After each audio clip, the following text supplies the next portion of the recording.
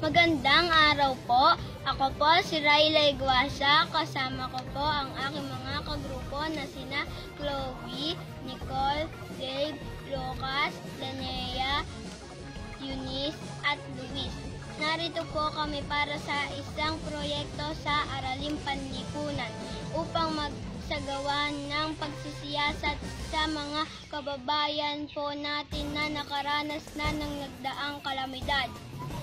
Magandang araw po, Luzon, Visayas at Mindanao. Ako po ang inyong lingkod na si Lucas Marcos Camargo at narito po ang ating pangunahing balita sa araw na ito. Madami po sa atin ang nakadanas ng mga kalamidad. Halimbawa na po dito ang bagyo.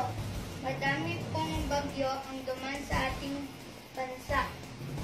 Madami po sa ating mga kababayan na hanggang ngayon ay hindi pa din nalilimutan ang pangyayari noong panahon ng kalamidad. Narito po ang ulat ni Raylay, Chloe at Nicole mula sa Barangay Bangyas, Palayan. Pasok!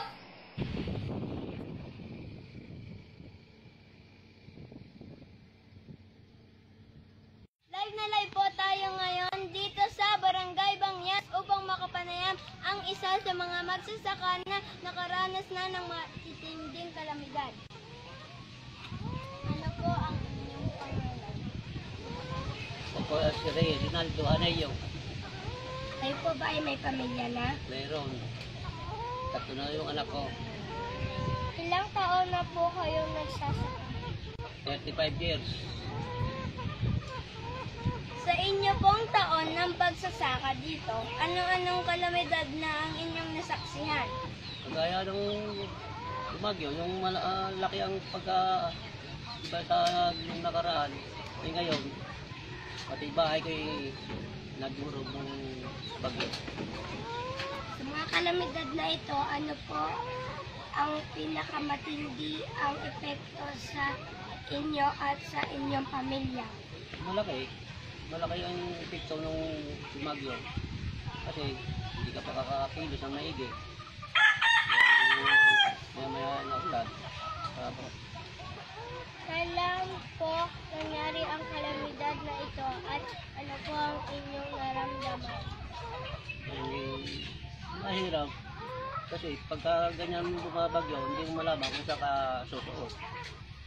Ano po ang naging epekto nito sa inyo at sa inyong pamilya? Malaki. Hindi mo malaman kung saan mo dahil mataas na ano yung mga pamilya mo para makaligtas lang sa gaya ng bagyo. Ano po ninyo nalampasan ang pinsalan na hatid ng kalamidad na ito? Lakas ng loob. Saka pag may loob mo, hindi ka makakakuha kung puro takot lang yung sa sarili mo. Kailangan kunting lakas ng loob para mawala ang kaba. May mga hakbang po ba na ginawa ang inyong barangay o munisipyo upang matugunan? Mayroon, marami. Para nagbibigay din naman ng kunting tulong para paano yung anong pamilya. Kayo po, ano po ang mga hakbang na inyong ginawa upang kapag dumating ang iba't ibang kalamidad ay hindi na magiging negatibo ang na magiging hatid nito sa inyo? Kailangan, pagka alam mo lang malapit na yung ihanda mo lang mga sarili mo tsaka pamilya mo, mo na sa mataas na lugar para hindi apektado sila. Maraming salamat po. Ako po si Chloe Reyes. Po si Percy Nicole. Ako naman po si Raylay Guasa, nag-uulat para sa MCA News TV. Balik sa'yo, Lucas! Maraming salamat sa inyong ulat. Narito naman ang ulat ni Eunice at Linnea mula sa Barangay San Isidro, Calaisdaan.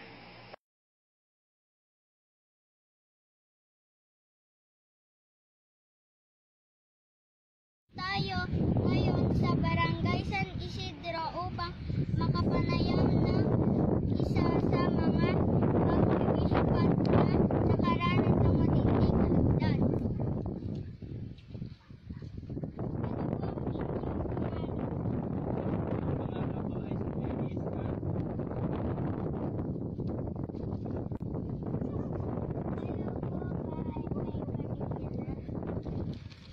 Meron akong asawa at anak, 5, 23, 22, 13, 11, saka 15.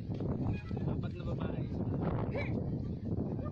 Sa mga kalamidad na ito, ano po ang inyong pinaka matinding ang epekto sa inyo at sa inyong lugar? Pinaka anong epekto dito sa aming lugar ay pagka bumabagyo, kasi bumabaha dito minsan. At pag minsan matindi ang init, hindi din umahanap ang mga isda. At pag sobrang din lamig. Sa mga taon ng pag-fish pond, ano-ano kalamidad na ang inyong nasaksihan? Ang nasaksihan namin dito na panahon, panahon talaga yung pagdaan ng mga bagyo at yung sobrang init, climate change. Ano po ang naging epekto nito sa inyo at sa inyong pamilya? Minsan, nawawala ang aming breeder na tatapon gawa ng bagyo. Tapos, minsan nababa ang presyo ng isda, walang kumukuha. Pag minsan naman, hindi umaanak ang isda. At yung supply ay kulang. Wala naman kaming bibigay. Kailan po nangyari ang kalamidad na ito? At ano po ang inyong naramdaman? Minsan nangyari dito yung bagyong Glenda na wash out lahat ng aming fish pond. Tapos halos 2 taon kaming hindi naka-recover na sa pag-fish pond kasi naubusan kami ng kapital. May mga hakbang po ba na ginawa ang inyong barangay o munisipyo upang matugunan ang pangangailangan ng mga mapinsala? Meron naman, nagbigay ang mga barangay at munisipyo ng mga yung dispersal, yung mga binibigay na konting puhon at saka yung mga bigay na isda. Binigyan kami ng mga panibagong pagkakakitaan. Paano po ninyo nalampasan ang pinsala na hatid ng kalamidad na ito? Siguro sa pagsisikap uli ng panibagong mga kasi kulang na din ang kapital, yung tsaga at pag titiag na ng pispan, yung pagbabago ng yung mga binigay sa amin ng gobyerno, aming pinarami pa, dinagdagan.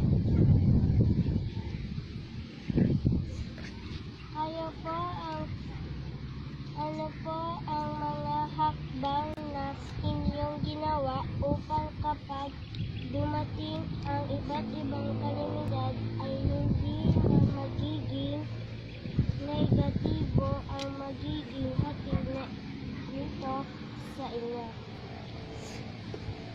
Siguro yung mga bago dumating ang mga pinsala kagaya ng bagyo, aming ano na ang mga isda, aming nilalagay na sa isang lalagyan para hindi na sila madala ng baha. At yung mga sirang mga drainage aming iniigi na para hindi na daanan sila ng madaming tubig, yung mga basura aming tinatanggal na. Para yung mga baha ay hindi na dumating ng todo ng malakas. Maraming salamat po. Maraming ding salamat sa iyo mga ining na magaganda at ang talino pa. Christine Nis Makalintan. Ako po si Lynel Maika Emily Bayan. Nag-uulat MCA. Maraming salamat sa inyong Nandito naman ang ulat ni Luis at Dave mula sa Barangay Masiit Residential.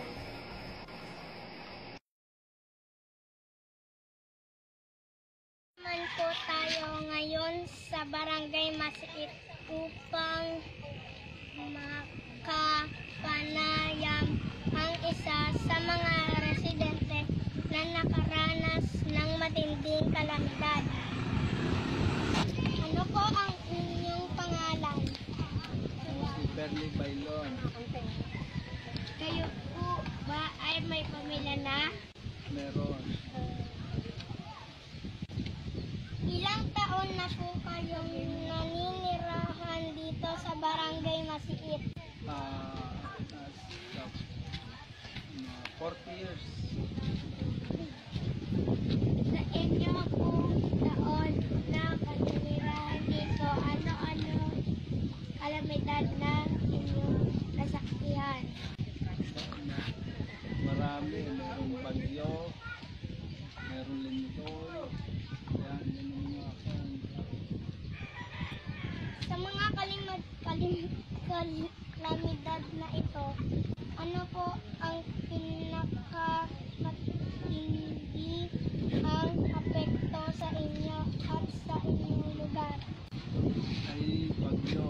Kasi yung panahon na yun, may bumabagyo rito. Talagang napakalakas. Tapos baha. May kasama siyang baha.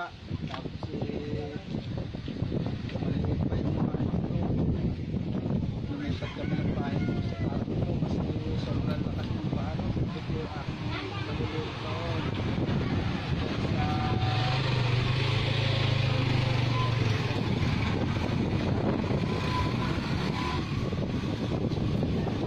Ilan po nangyari ang kalamidad na ito at ano po ang inyong nararamdaman?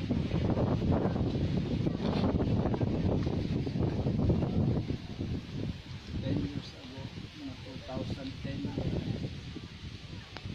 Ano po ang naging epekto nito sa inyo at sa inyong pamilya? Medyo malaking adjust kasi para kang nagsimula ulit. Sa nasira yung mga halaman, yung mga tanim, nakawala ko rin. Tapos mag-umpisa ka ulit yung panibago. Paano po ninyo nalampasan ang dala na hatid na kalamidad nito? Kailangan maging matibay ka kasi pagka maaari ka sa itang kalsuan na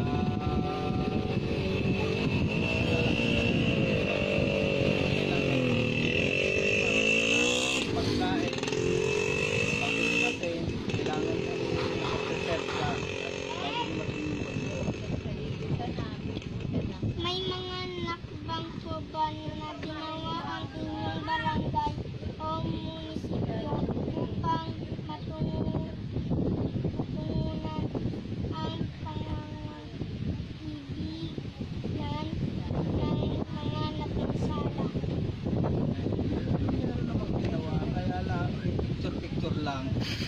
Wala namang nakikita lang ang picture wala namang talagang ginawa. Kayo po, ano po ang mga hakbang na inyong ginawa upang kapag dumating ang iba't ibang kalamidad ay hindi na magiging negatibo ang magiging hatid ninyo dito sa inyo? Hindi, kasi yung kalamidad hindi may iwasan. Ang kailangan, lagi kang nakahantala